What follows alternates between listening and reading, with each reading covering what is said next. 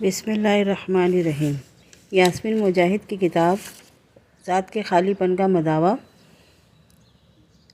Part number 20 ہے یہ part number. اچھا، اس میں ہم نے پیچھے پڑھا تھا کہ تکلیف کی بنیادی وجہ کو پہچاننا، شفا یابی کی راہ میں موجود رکاوٹیں بنانا، زخموں کا علاج کرنا، پھر دل کی حفاظت کرنا۔ یہ ہمارے وہ لازمی جز ہیں جس سے ہم اپنے آپ کو پہچان کر اور زندگی کو بہتر بنا سکتے ہیں، اور ہمیں کس طریقے سے اپنی چیزیں ٹھیک کرنی ہیں۔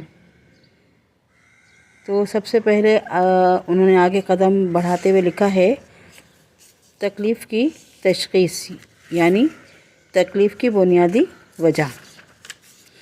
ہماری تکلیف کے بنیادی سبب کی تشخیص۔ اس زندگی میں ہمارا خون بہے گا، بعض اوقات ہمیں تکلیف ہوگی اور ہمارا دل ٹوٹ جائے گا، لیکن ان سب چیزوں سے شفا پانے اور پہلے سے بھی زیادہ مضبوط ہو کر نکلنے کی راہ موجود ہے۔ شفا یابی کا پہلا قدم اپنی تکالیف کے بنیادی سبب کی تشخیص ہے۔ اللہ فرماتا ہے لَهُ مُعَقِّبَاتٌ مِّن بَيْنِ يَدَيْهِ وَمِن خَلْفِهِ يَحْفَظُونَهُ مِنْ أَمْرِ اللَّهِ إِنَّ اللَّهَ لا يغير ما بقوم حتى يغيروا ما بأنفسهم وإذا أراد الله بقوم سوءا فلا مرد له وما لهم من دونه من وال۔ حقیقت یہ ہے کہ اللہ کسی قوم کے حال کو نہیں بدلتا جب تک وہ اپنے اوصاف کو نہیں بدل دیتی۔ ہم سب سمجھتے ہیں کہ اگر ہمیں کوئی جسمانی زخم لگ جائے تو کیا ہوتا ہے۔ ہمیں علم ہے کہ صورت میں ہمیں علاج کی ضرورت ہوتی ہے اور اس کے لیے ہم ڈاکٹر کے پاس جانا چاہیے۔ ہم جانتے ہیں کہ زخم کے بھرنے کا ایک پورا عمل ہے۔ بدقسمتی سے جب کسی کو کوئی جذباتی یا نفسیاتی زخم لگتا ہے تو بہت سے لوگ اپنے اس بوجھ کو بھول جاتے ہیں۔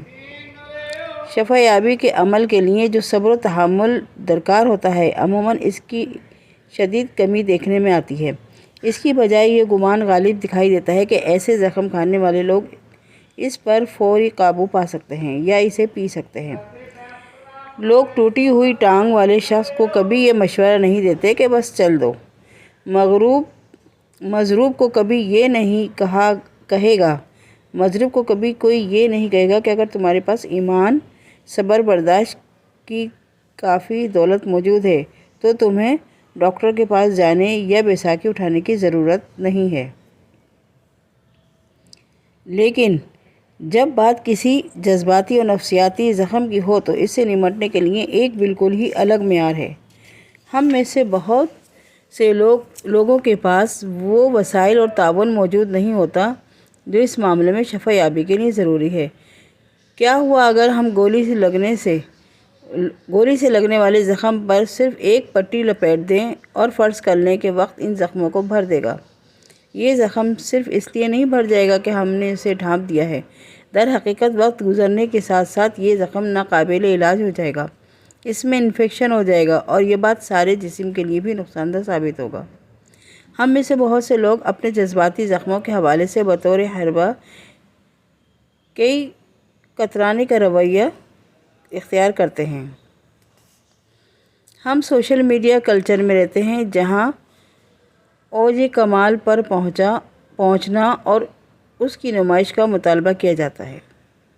اس کا نتیجہ یہ نکلتا ہے کہ بہت سے لوگ جو گہرے، عموماً پرانے صدمات کا شکار ہوتے ہیں، وہ دنیا کو دکھانے کے لیے چہرے پر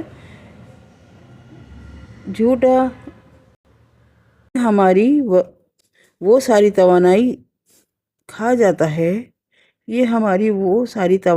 جاتا ہے جو دوسری صورت میں ہم اپنے درد سے شفا پانے کے لیے استعمال کرتے ہیں۔ بہت سے لوگ سال تک گولی سے لگنے والے زخم پر پٹی کرتے رہتے ہیں۔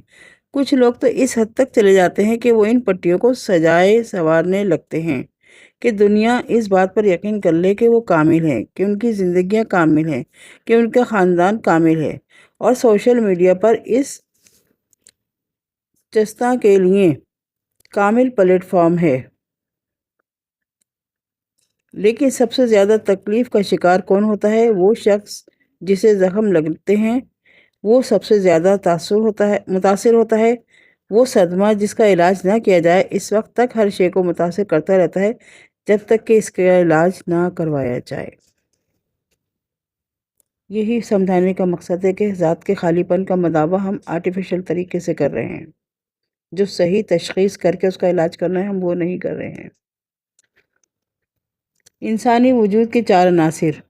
اپنے درد کے بنیادی سبب کی تشخیص کرنے کے لیے ہمیں ایک گہری نظر ان مختلف عناصر پر ڈالنی ہوگی جن سے انسانی وجود تشکیل پاتا ہے۔ اپنی تکالیف کو بنیادی وجوہات کو سمجھنے کے لیے ہمیں یہ بات سمجھنے کی ضرورت ہے کہ انسان پیچیدہ ہوتے ہیں۔ ہم صرف ایک مادی وجود نہیں ہیں۔ انسانی وجود میں 4 عناصر ہوتے ہیں: حیاتیاتی، نفسیاتی، حولیاتی، روحانی۔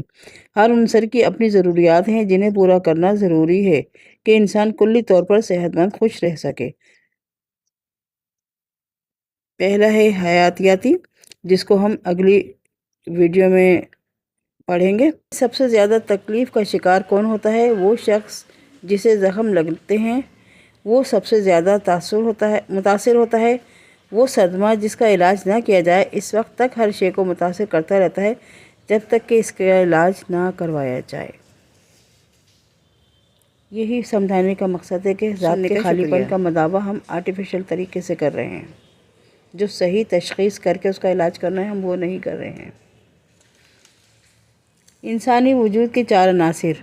اپنے درد کے بنیادی سبب کی تشخیص کرنے کے لیے ہمیں ایک گہری نظر ان مختلف عناصر پر ڈالنی ہوگی جن سے انسانی وجود تشکیل پاتا ہے۔ اپنی تکالیف کو بنیادی وجوہات کو سمجھنے کے لیے ہمیں یہ بات سمجھنے کی ضرورت ہے کہ انسان پیچیدہ ہوتے ہیں۔